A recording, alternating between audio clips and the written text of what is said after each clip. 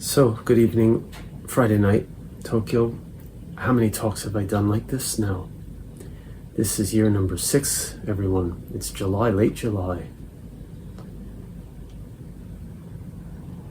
Year and a half ago, I had come to this point. At one point I was thinking, well, maybe there will come a day within the next 3 months, 6 months, a year, where I won't have the need to do these talks anymore because I finally will have found my people, or maybe I'll be in a relationship, and whatever it is, maybe there will come a point where I don't feel the need to do these talks anymore.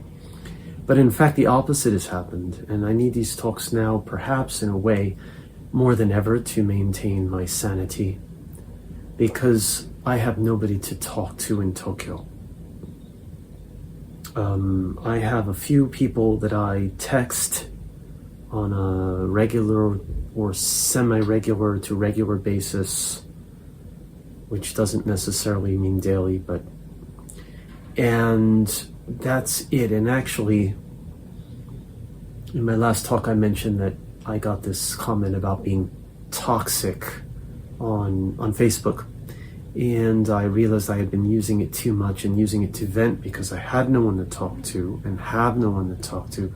So I decided, indeed, not because I'm running away or because I did anything wrong, but I thought, it's time to get off and to not do that, actually. It's not helping me.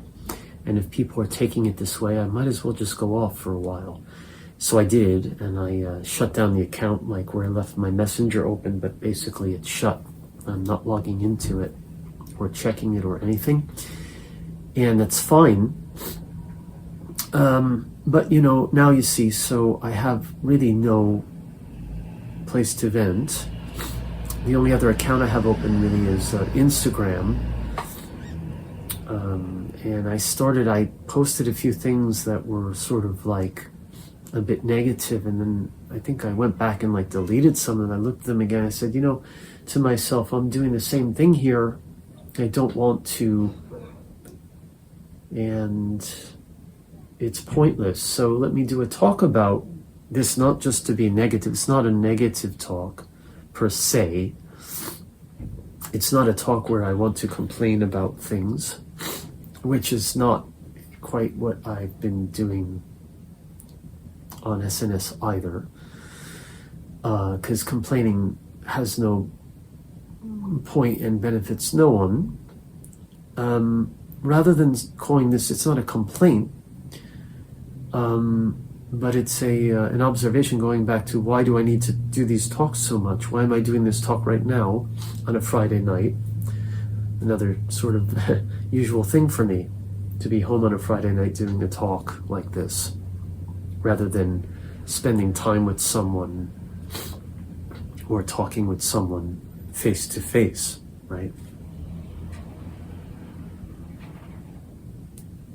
Because I have no one to talk with face to face, because I have no events scheduled, because I don't want to go to this or that bar or restaurant bar, because those places are not interesting. It's not just spending money on food and or alcohol per se, but those places are just not interesting to me. The conversations I've had with people tend not to be so fascinating or interesting, and they don't tend to lead to relationships, friendships, or anything. So that's not really a great option. When I do go out on, say, a Friday night like tonight, I might go, say, to a restaurant, or it could be a restaurant with a counter where they serve alcohol, so that's like a bar restaurant, and I might or might not talk to anybody, and usually not in Tokyo, more often than not. But even when I do, it tends to be very, very surface, or if I do start talking about serious things, then people turn off. Now, I have all day, I've had a really runny nose, and I don't think I'm sick with a cold or anything. My throat is fine. but I'm right nasal because my nose since this morning has just been running constantly. It's actually a bit better now, enough where I can do this talk, but like earlier today it was just non-stop and I had asthma, my chest was tight. It's a bit better. I took a bath at home and at 8 p.m. I had some dinner I bought at the supermarket. I brought home and ate, and now it's past 8 and I'm doing this talk. So I'm doing these talks to not go crazy, number one. I'm not really a YouTuber. I mean, this YouTube channel was originally, I created it for my music. The intention was never in the beginning to do talks like these. I started doing them in 2021 during COVID, living here.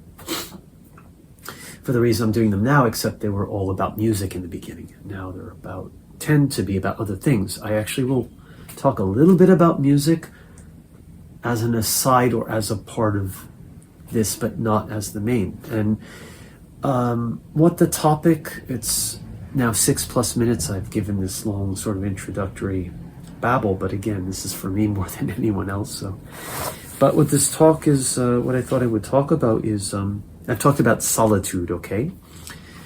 And like defining solitude versus loneliness and this kind of thing. I want to put it in another way, another way of looking at it, or another way of framing it. And rather than calling it solitude or loneliness or either or both, is to talk about, let's call it isolation. Now, when I say this, I don't mean like, there was a Joy Division song, Isolation, right? Isolation. Not this kind of thing, not the romantic type of isolation, but this is a very real thing for, I think, many people today, especially more than ever in this SNS land, where we're all basically self-isolating ourselves with the devices and communicating and doing everything with the devices. People who are together in a crowd or in a room or on a train are all self-isolating because they're not communicating with each other. Family in a living room, I'm assuming, is doing the same thing. Most people, maybe not everyone, used to be gathered on the TV set, so maybe it's not so different, but everyone's in their own, they're not even sharing that experience of watching the same program and laughing together. They're all in their own separate worlds today. So in that sense, I think we can say, and sorry about my nasal voice, I explained this, we can say that everyone, most people, not everyone, not all the time, but most people, much of the time, tend to be doing this. Even, I've noticed, like if you go to a gathering, a party, or something, people still have their phones and they're always checking or taking photos and then posting and then checking and messaging, even though they're in a room with other people. And that's sad. And that's the world we live in. So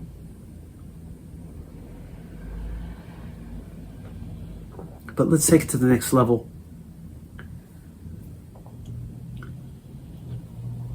This is it right here. And I'm getting really tired now, after 5+ in my 6th year, of it's not just living alone. Living alone arguably is peaceful and good most of the time, in that sense, right? Not having to, I can listen to the music I want to listen to when I want to, or wake up and sleep when I want to, these kinds of things. There's no one to argue with or whatever. But it's really, I said I wasn't going to use the word lonely or solitary, although I could use the word solitary. Is it isolating? Am I self-isolating? Or do I just feel isolated from everything and everyone. And I'm sure there are listeners who can relate, otherwise you're not listening to my talk anymore. So you do relate. And yet there's this communication between me and you, although it's not real time and we don't see each other and I don't know who you are necessarily. But that is not uncommon, and yet at the same time, isolation implies that it's you and yourself. Now, again, I thought I wouldn't need these talks anymore, that things were going to move in that direction eventually. I was very optimistic and hopeful, and I've completely lost my optimism and hope. When I turned 49 years old in Tokyo, I had a birthday live show. It's actually posted on this page. I did for my 50th as well. And there were some people there actually that time. And Tanao, the guitar player who I was performing with, and there was another guy too, he brought along, or his friend came, and this friend of his was a kind of psychic or card reader. I don't know if that was her profession, but that was something he introduced her this with, that she does this. And mainly it was like she did for romantic relationships. It was like her thing, right? So she was there because he had invited her. She was there. She actually moved the camera when someone knocked into it. I remember that. It was on a stand, but she moved it for me. So she was there. And it was my 49th birthday, and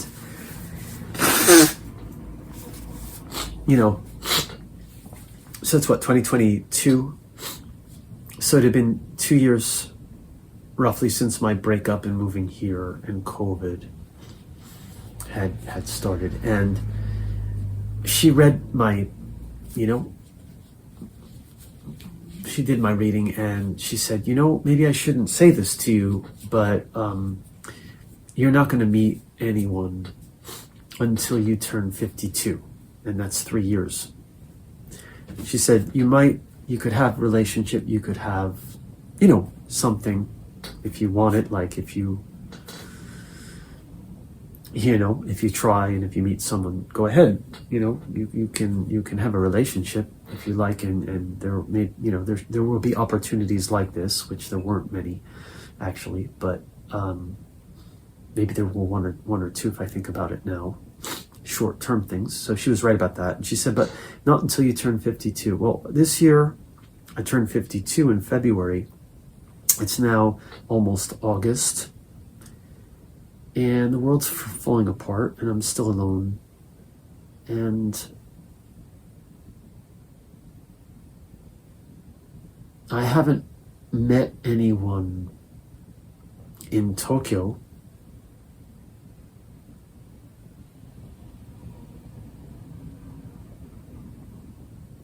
And there's no real-time interaction. I don't have friends here that I see on any sort of regular basis that I talk to. I have absolutely nothing to look forward to every day. Now, for 5 years, I've created my own joy, making music, doing these talks. Sometimes, actually, I do enjoy doing these. My job, which is teaching, which I enjoy lecturing about topics I enjoy, like I posted to this page the David Bowie dystopia, and more recently the creative writing talk I did. And of course I teach literature and other things that I enjoy, and I don't film usually. There were reasons that I had filmed those particular times in recent days and put them up. So, okay. But anyway, I'm 52 and I haven't yet met anyone. And I don't have, as I said, people or things. And in fact, that was at my live show for my birthday. And then even this year, I've only done 3 live events all year. In over half a year, I've only done 3. That's the least I've done ever since I started doing music again in 2014 and 15 with Chattering Man, which The fewest shows until this year prior would have been during COVID, when like 2020, because I couldn't do, but then once I could start doing them again, I started doing them. So I still make music. I just finished recently the album 9, which is the companion to the album 9 I did as This Dark Shroud in 2023 solo. I did another album of 9 tracks, and one or two things from the 9 album were remixed. So I decided to kind of do like an alternative 2025 Marc Lowe version of that. Okay, so I'm still doing music. I go to the studio. Recently, I do improvs in my room or in the studio, right? That seems to be one thing that I enjoy. I haven't given up on music, but I don't do events very often. I did a couple weeks ago, TKA4, because I got a sudden invite. I did the gig and I went home. And it wasn't very social, really. I didn't have friends there that I saw. I mean, the person who invited me knew me, and it was like, hey, his band's thing. And we said hello to each other and we chatted for 2 minutes. But that's the extent of how social I was. And I didn't drink alcohol, and I just went home after his band. And the last band I saw a bit, they were filling the room with dry ice and people were smoking, and I couldn't even breathe in there. And it's like an hour from home, so I just left, and the sky was threatening rain, so I left with my equipment, and it wasn't very social. I got a nice video and audio out of it. So I don't do shows much. What do I look forward to? Coming back to this room, go to the coffee shop and on the computer, or go to the studio, teach my classes, come back, look at the news, terrified, post to social media, people tell me I'm toxic, and piss off. Okay. And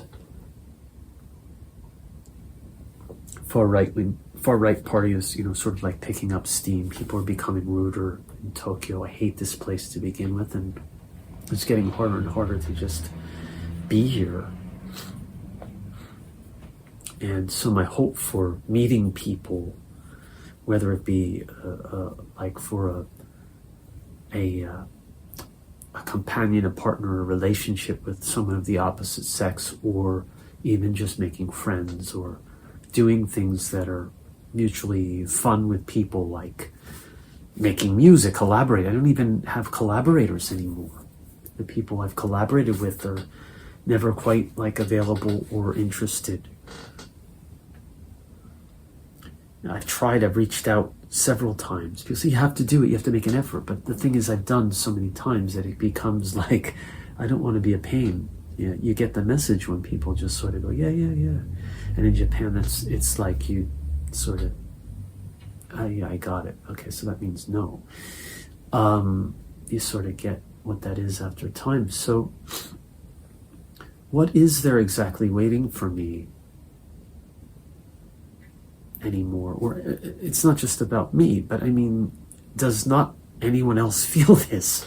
So again, to get back to the theme of isolation, and I today watched 2 very short clips interviewing these 2 Zen Buddhist priests in Japan on this channel. It was in English, actually. The one guy was speaking in English. He had studied in the US. The other's more traditional, typical Japanese Zen priest in Japanese, and they had English subtitles. Of course, I can basically understand what he's saying in Japanese as well, but first guy actually spoke in English.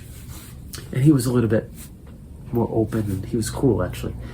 But, and they both said kind of the thing is that we're all part of a greater whole, nature and life around us, that we don't have full control of our lives that we think we do. And if we focus too much on self, ego, individual, or individuality, the first priest said it's a great thing, because being individual, then we have human rights, and we have, right, and we do what we want to do, and we can have our way.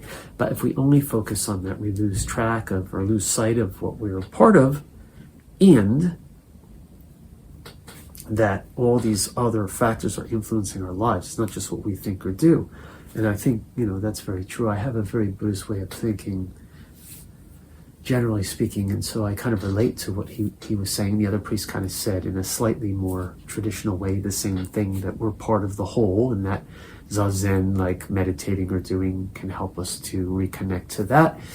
And he said, the second guy said, taking care of ourselves helps us to take care of others. And I think, that too is a very fundamental thing that I can agree with. But there's got to be a balance. And so if taking care, say, of myself means sitting here alone for 5 or 6 years, contemplating things, doing these talks, making music, taking walks in nature, playing my flutes, whatever it is, but then I don't even have any or feel any connection with anybody else. And when I reach out to people, they're just kind of flat. And so, it's cordial, and I might smile and laugh and make jokes and yeah, but that's it in Tokyo. So then there's no connection there. So I could try to take care of myself. Like tonight, I have a runny nose and I don't feel great. So I came home earlier than planned. I left my bike in the bike parked. I have to go and get it tomorrow. 24 hours. I can, pay a small fee for that, which is fine. And came home on the train because I was too tired to ride my bike home for 30 minutes. And took a bath, and I'm taking care of myself so I can take care of others, right? So I can teach my students, so that I can grade my papers and this kind of thing. But I don't have anyone else here to take care of or to take care of me. Let's say I really fell ill. There's nobody. I just would, basically, either I see a doctor, go to the hospital, or just, stay at home until I got better, or whatever. I don't want to be negative, but what is the balance? Where is the balance anymore? And this is something, it's personal, but others maybe watching can relate to this. Some of you watching, I'm saying you, I don't know who you are, have families or a girlfriend, but of course there are all kinds of issues there could be, and that's, what makes it hard. But,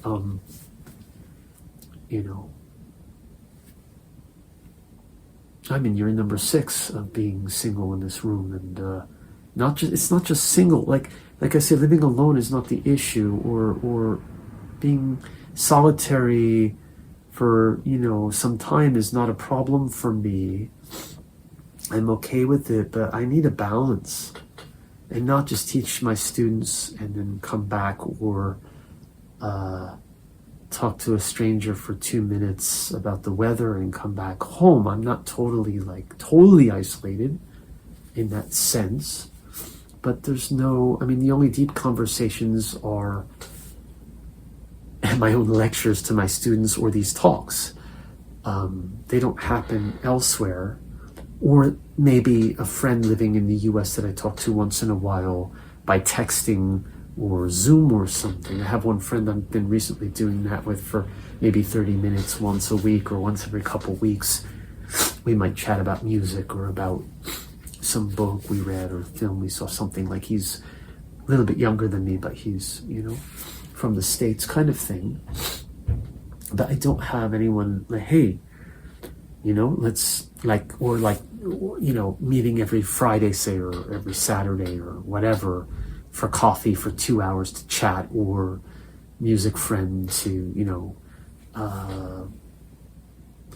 collaborate to go to the studio like I did in 2019 or 2018, actually from the end of 2017 onward, 2018, 2019 with Joe, my bassist, Tana, my guitarist, in 2017 and 18. And then Joe continued through 2019 in Fukuoka, and I always had friends or acquaintances or people in the neighborhood, and I was always surrounded by friends, community, something. But Tokyo has been totally isolating. There's that word again that I wanted to use as the theme, and it has been solitary. And dare I say, lonely at times. I'm not going to lie about it. I can say, no, but there's a difference, and there's, right, like, if you don't like your own company, you're in trouble. And yeah, well, I've worked through that for 5-6 years, but there's no balance because I'm still alone almost all the time. I'm not complaining. I could, and it will get out there. And people say, you got to go out. Well, I've done that, and again, and again, and again. And that's part of the isolation part, that I feel isolated because I don't feel like I'm connecting on a deep level with people outside. And most people have their noses in their phones. I have my nose in my tissue today, more than in my phone. Though this is my phone, so my nose is in my phone too, in a sense. But hopefully I'm communicating a message, if not to anyone watching, then to myself and my phone, which is better than nothing. So I don't go completely nuts or start talking to the wall, which some might argue this isn't any different, but I think it is.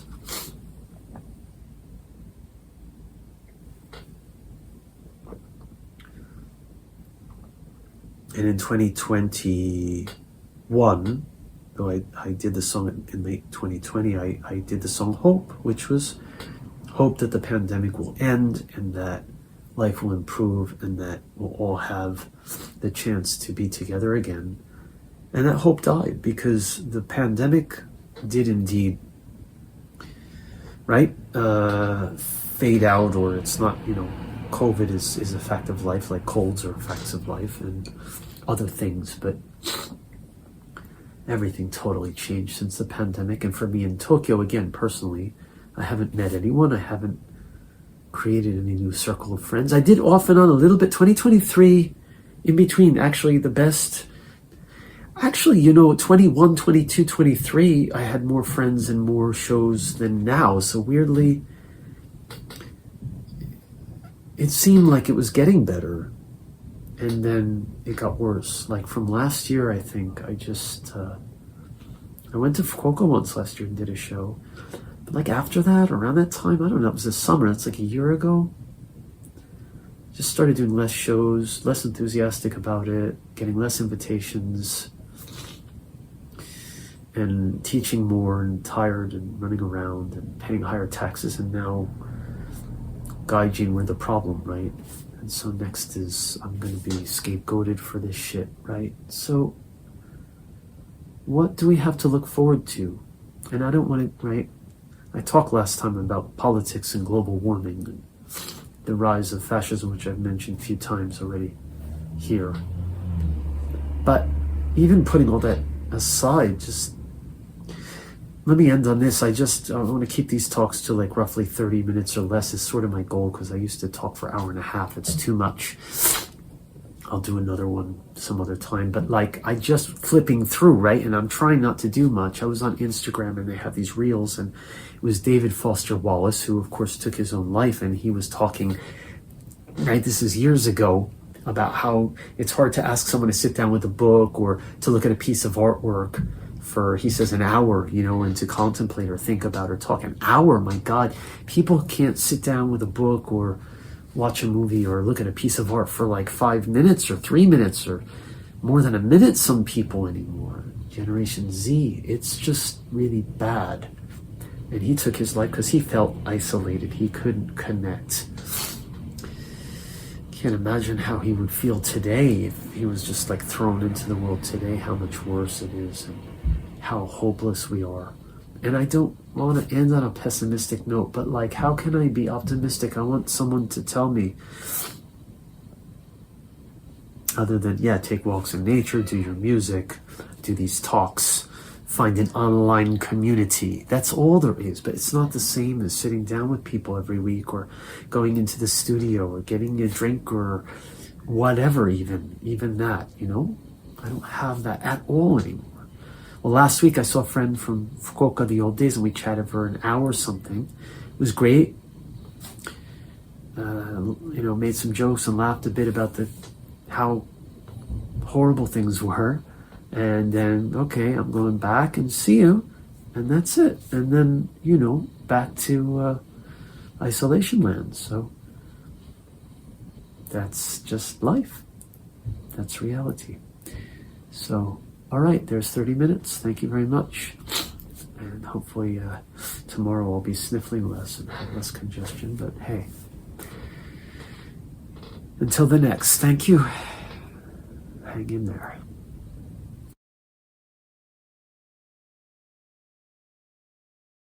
Hello again. This is a rather rare thing for me to do. I just did a 30-minute talk and I'm going to do another talk. In my last talk I said I needed these to keep myself from going crazy, and that's the reason I'm doing a second one. I'm really tired of just being alone, watching YouTube videos. I don't have enough energy right now to compose or mix. Often, if I'm not watching YouTube videos, I'm listening to music, or I'm grading, or I'm writing. I might meditate a bit. I might take a walk. There are various things like this. I do different things. Like last night, I took a walk for over an hour in the neighborhood at night. I don't have the energy today. I came home, I had a runny nose all day. This talk, the last talk was focused on the topic of isolation. And this, like I said, I would talk about music in the last talk, but I didn't actually talk about the point that I had thought to speak about, which I'll talk about here, although it's not just a music talk, if you will. But rather connecting to life purpose. Actually, let's make that the topic, life purpose. What I wanted to talk about is why, question without an answer, but why are we born? Why are we born in this life, into this life? I'm going to move this so it's you don't have to look at my dishwashing stuff in the sink over there. So why life? And from an existential perspective, right? Camus or Sartre would maybe say that we create meaning, that there's no intrinsic meaning, right? Or some would say it's meaningless. And of course you could veer into nihilism if you just say there's no point and it sucks, or be like Cioran, or even Schopenhauer sometimes teeters on that edge. But let's say from the existentialists' perspective, or something similar to it, that we create meaning, right? So in my case, obviously music is a major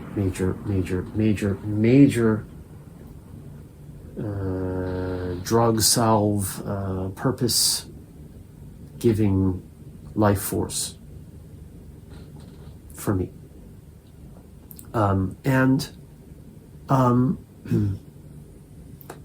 I actually think that I am a bit unique in this way. Not that I'm the only person in the world like this, obviously, but that I do everything myself, which is to say, not only that I play multiple instruments, do the songwriting, the arranging, all the instruments, the recording, the mixing, the mastering. Sometimes I remix my own material or rearrange it. Artwork for my jackets, my covers, which most of them are I take my own photos. I do my own editing, my own videos, not just talks, but music videos, live videos, also the mixing and the sound on those, and everything else. My stage set, if I'm using video projections or backing tracks, or from A to Z.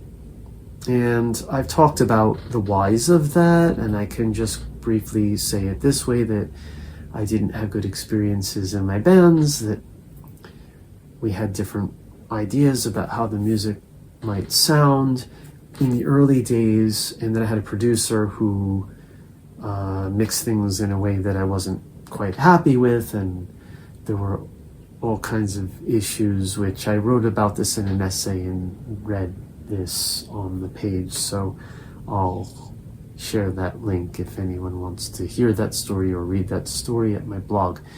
And then in 2017, 18, 19, which I mentioned in the last talk tonight, I found my people in Fukuoka.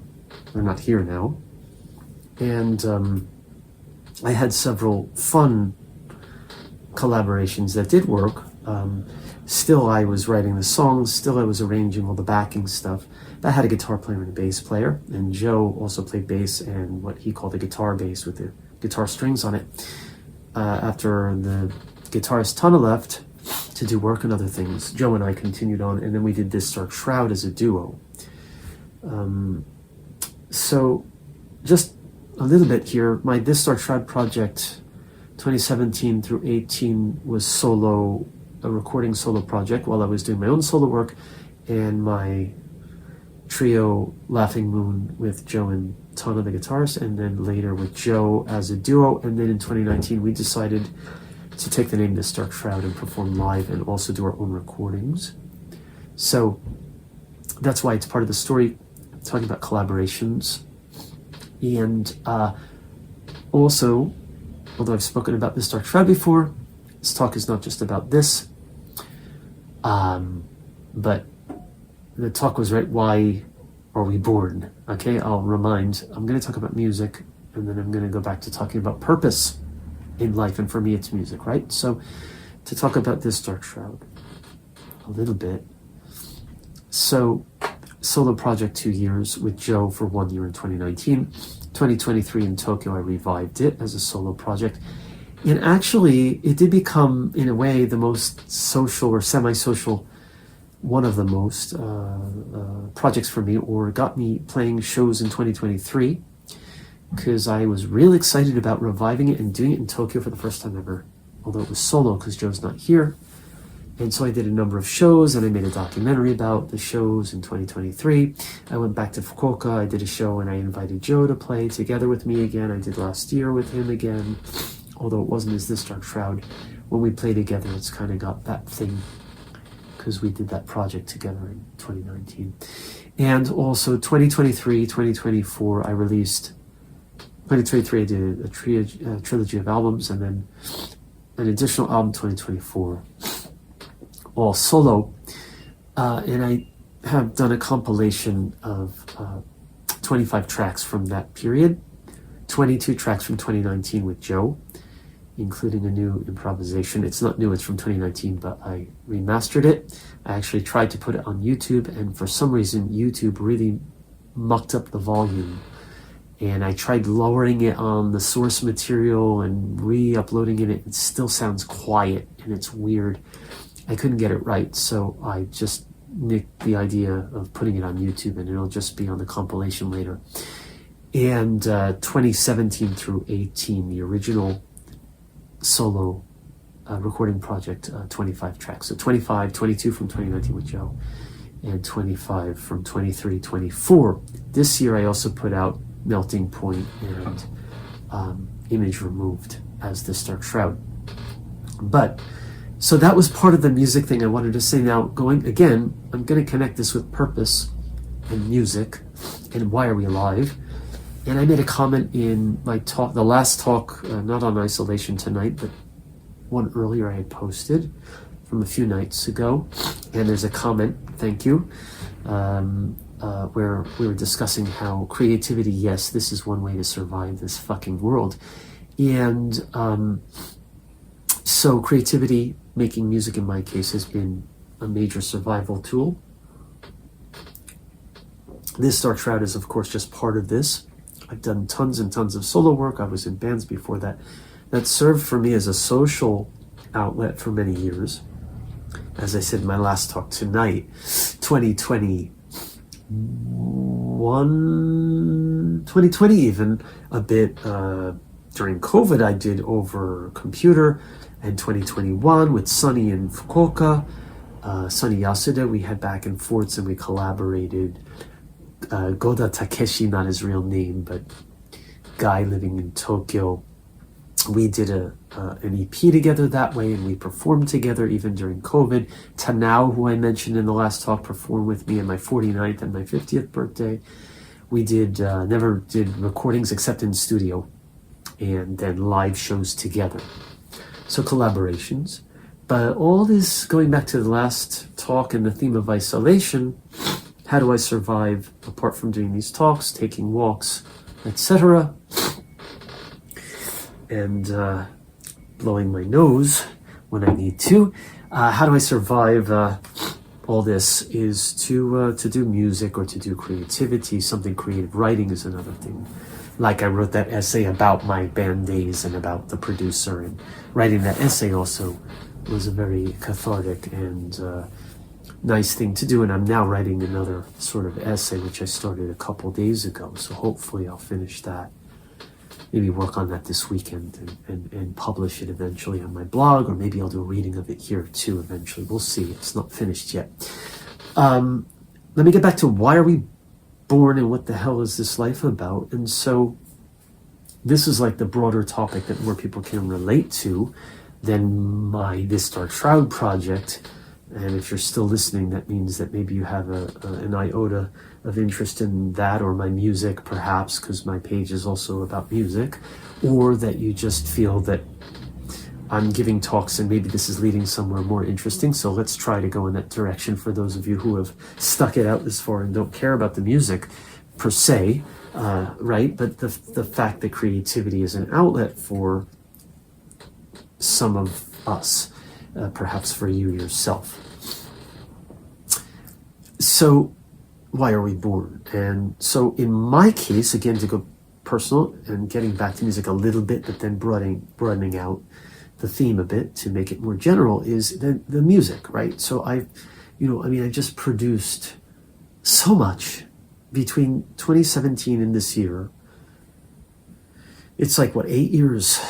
And I sometimes can't even believe how much I've done. And I think I just obsessively done it because it's been my life. Even frankly, when I had friends around, when I had a girlfriend and all of that, I was still doing it pretty obsessively. Although now it's become like, my lifeline, like during COVID and beyond, when I'm not so social or even doing the shows, which is part of it. But then now it's like, if I don't go to the studio or do something, I start really feeling like I'm going crazy.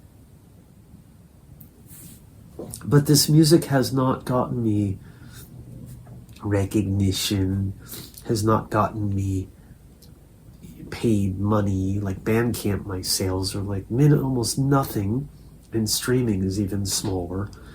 And that's not why I have my music on streaming. And the whole Spotify thing happening now is really horrible. But I don't want to get into that, because then start talking about politics and all AI and all that crap. That's not the theme tonight for this. But the point of having it on streaming or on YouTube or anywhere is just to share it.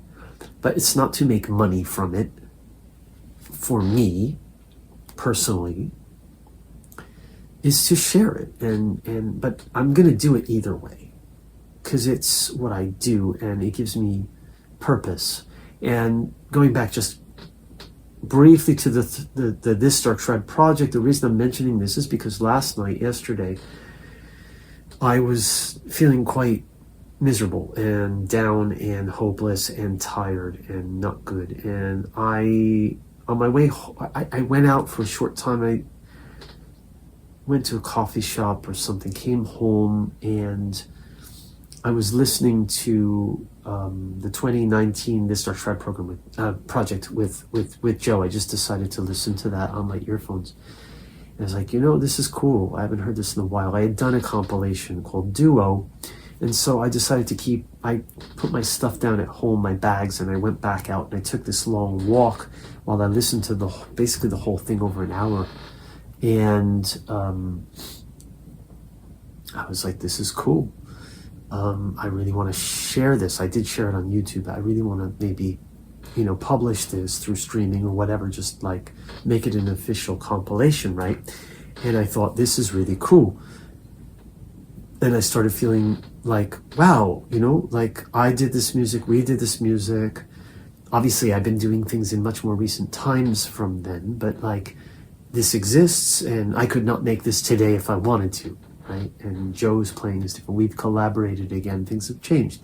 This exists as something that I've done, and after I'm gone, it will still exist unless a nuclear bomb explodes and we're gone, which is going to happen eventually, or we're going to be gone eventually. But so getting back to that existential thing where nothing has meaning except that meaning that we create for ourselves, this gave me that sense anyway of I've done something meaningful. Of course, at the time it meant a lot, but also listening to it now. So then I decided, I listened to the first these compilations I had made already. Like I say, I shared different versions on YouTube several months back. I think the beginning of this year, the end of last year, around that time. But these are much older recordings. And the one from 2017-18 I had compiled. I called that Origins. And then I did one called Rebirth, which was 23-24. Actually, I put up like a 3+ hour version that almost nobody listened to. And so I reconsidered that last night, and I whittled it down to 25 tracks and under 2 hours and a half. It's still longer than the two others, actually. It's the longest of the three, the most recent material. And it doesn't cover 2025 because then it would be too long. It's the trilogy of 2023, which it could be just that, but I decided to add a few tracks from the one extra album, 2024, The Unbecoming. Songs like Fire, which I think kind of connect, and also some of the more experimental things. So now I have this triptych that covers literally the years 2017 through 2024 up through last year. I could have included 25, but I decided to leave those separate. And that's something I did, and something I'm proud of. And listening to those compilations now, I think they're, I quite like them. And of course, I made cover art for them. I actually used the original cover image for the first This Dark Shroud Ever solo album, and I redesigned it with Origins. And then the second and third part uses part of that and then another image. So Duo has a live photo with the two of us. It's kind of dark. Purposely, it's a little mysterious looking, and Rebirth has a screenshot from 2024 where I was performing that kind of This Dark Shroud material in Tokyo at a live performance. So there's purpose. So even when I get really, really, really, really, really depressed, right, and down, and I do get gloomy and feel hopeless. And maybe this is I said in the last talk, I don't want to end on a sour note. And I might just put this on as a second half of the same video, because this is a continuation in a way of that, and not ending on a hopeless note. Is the hopeful part is that I've done this stuff. That even if I died now or tomorrow or whatever, the next day, it exists in the world. It's something I've done.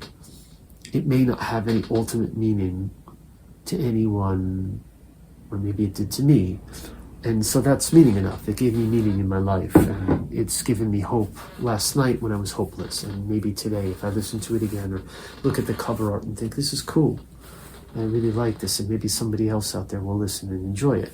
So I think this is redemption, this is salvation in the non-religious sense of redeeming our lives or giving ourselves meaning. And I think, sometimes people pour their hopes and their efforts or their lives into empty things, or things that even when you get them, they make you want to get more, and you're never enough. And that's what we're seeing. I don't want to get into politics in this talk. That's exactly what happens. The more power, the more money, etc., and it goes on forever until you just blow yourselves and everyone else up. Music for me, that's one of the reasons, the main reason, if I had to say, that I don't want to do it for money, and that I don't want to make it my career. Which, of course, the other part of that is that you have a manager, and you have all the other red tape things you have to go through, and it limits how much you can do and when and what type, and you have to promote for 9 months or a year, or you have to wait to put the album out for half a year. I finish it and I put it out, and sometimes I change it, and then I put it out in another version, and then etc. And I want to have that freedom. And the flip side of that is nobody cares, so I can do that, and that's why I can do that. Maybe 1 or 2 people care, they're listening or whatever. But it's not, it's not life or death, and it's not like big money moving hands, and it's not about that. And that's why I said redemption or salvation in the non-religious sense, but in a way it's almost religious, right? Because it's like the greater meaning of that, which is not money or fame or power. It has nothing to do with those things. It's pure art, pure energy, pure soul of what you have to give in the music for the sake of the music. And when I did it with Joe, it was that too. Of course, we had ambition to, get people to come to our shows and listen to the music and support us. as a duo, as a unit, as a collaboration at the time. Especially, we were both very excited about it, and that was cool. And of course, the enthusiasm for the project was never that big, and it's not a mainstream, make everyone happy kind of music project. I don't do music like that. It's just me, and people who work with me know that. But on the other hand, it's free to, right? Musicians who have worked with me, like Joe and Tana too, is like they felt freedom in that, and that was the perk. But of course, the flip side is we didn't have lots of people at our shows, and we didn't have lots of likes on our pages. And I never get that with my music. And that's just because it's not about that for me. It's actually a much deeper, more important to me to be true and honest in the music that I do. It's not about popularity either. So that is a kind of meaning and salvation. But I do get very, very, very dark personally, going back to the last talk, feeling isolated, feeling hopeless, feeling that death is coming, and what the fuck am I doing here in this room talking to my iPhone on a Friday night, But I think during my better times, when I'm alone, and even, for many people, music is the connector, right? That they can make a social group. And I was in Fukuoka with Joe and Tana, and just playing out and organizing events or being part of events, it was also social, and that I miss. Absolutely. No question. But now if I can say that during my better times, when I'm really fully concentrated on doing that, even when I'm alone, or maybe because I'm alone, because there's total freedom in it, it's me and the muse, man. And it's not about who's going to like it or not like it or making money or any of that stuff. And that's why AI music it's not even relevant to me, because it's not relevant, because I'm not even caring. It exists, who cares? It has nothing to do with my process at all. And it has nothing to do with meaning in my life at all. Because I'm not doing it for any commercial reason, not because I'm so pure of heart, but because that doesn't work for me. And it never did, it never has. So I think if there's a positive message I have to end with, it would be that. And this Dark Shroud I talked about because, again, I revisited last night, and I revisited this 8.5, almost 9 minute improvisation that Joe and I had done in the studio, which I thought was cool, and I mixed it a little bit, and I put it on at the end of the duo comp, which officially will be released with that as the last track. It was 21 tracks, now it's 22. And I nicked it from YouTube because YouTube messed with the sound volume. I know there's something to do with if it peaks at a certain level that YouTube automatically lowers it, probably because there are people who don't know how to mix and master properly and post things that are really, gonna like bust someone's speakers or, distort or whatever. This isn't a great sounding recording. It was recorded on an iPhone in 2019 or something, SE. It's not the greatest sound ever, but the levels, they're not peaking, and everything is mixed and sounds clear and fine. It's not the perfect sounding recording, but it's not bad by any means. But YouTube kept pushing the volume way down, and I thought, you know what, screw it. If I leave it up, it just sounds, you listen to a regular music video or one of my music videos, and then it comes on, it's really quiet, you have to crank your speaker, and then the next thing comes on, it's going to blow you halfway across the room. So I took it off, which sucks. It's YouTube. That one is, because that's my mix sounds fine next to the other tracks on the compilation. It'll be fine. It's great on streaming. It'll be fine on Bandcamp. If I do it, it's fine. So it's not on YouTube, that's why. But so this is the second part of my talk. But why are we born? Why are we alive? What is the point? I don't know. Maybe it's just that. But again, for each of us, it's different. It could be writing something. It could be, in my case, music. It could be, for some people, it's helping other people, right? If you're in a service thing, and I talked about that in the last talk when I was talking about communication and isolation. And that's important too, I think, very. And I think the music hopefully communicates to someone as well. It seems to me that these talks are communicating more than my music, maybe, in many cases. And that's fine. There's nothing wrong with that. I'm happy about anything that communicates. I don't know if people understand my lyrics or my message or not. Maybe they do, but nobody ever says anything to me about that part of my music ever. Living in Japan, of course, and singing mainly in English, that's one reason maybe, but I just almost never get any comments about my lyrics or my message. It's always about, this music made me feel this or that, which is cool and great, and of course very, very, very important. But some of the music has the message is, it's not an in-your-face like a Roger Waters or a Radiohead Hail to the Thief or a Year Zero or an etc. I mean, actually when I cover songs by those artists, it might be a little more political, in your face. But basically, most of the message is a little more subtle or philosophical, and that may be why. But if I'm communicating in sound or in emotion, whether it's my voice or whether it's the instruments I'm playing, or even some sound choice in my synthesizer, or the way that I'm tweaking my devices to create a sound or energy wave, whatever it is, it's all great, and that's all part of it, and that's all the spirit and the soul I'm talking about. It has nothing to do with money or popularity or thumbs up or any of that stuff.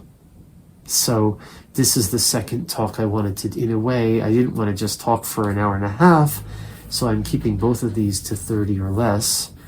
I might just, it's both of these talks from the same night, and it's a kind of continuation, and I'm not sure if I'm going to post them separate or together with the time stamps yet, but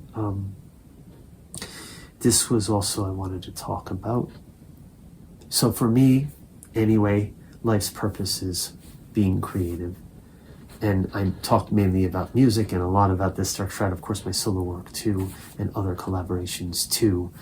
And my live shows, which I do less of now, unfortunately, in a way, which is partly by choice and partly by circumstance, I guess you could say. But all of it has given my life meaning. And going into the studio and making recordings too, or recording at home, or all of it, many of it. And writing, talking to my phone on Friday night and sharing it. All this stuff gives life purpose. Without it, it would be totally pointless. But I do sometimes get in my little spiral here alone, feeling isolated all the time. If I don't do talks like this, then I'm just sitting here and these thoughts are going around in my head with no outlet. No one to talk to about, no one to share it with. This is my first talk tonight, going back to that. But thank God for the creative impulse and all these hours and hours and hours and hours and hours, actually days and maybe even weeks of music, literally, I've made in 8 years. I literally have like hundreds of hours of musical recordings. It's crazy. Some of it's like songs or acoustic or electronica or collaborative. Some of it's improvisations, some of it's soundtrack, like instrumental pieces. You combine it and it's just like a ton of material that maybe the aliens will discover one day. Maybe the AI will discover one day after humankind has been wiped off the face of the earth. Or maybe it had and has no meaning except for the fact that it got me through my life in one piece until the next stage, which I call the transition. I'll end there. Thank you. Friday night, signing off. This talk got me through tonight. Thank you for listening. See ya.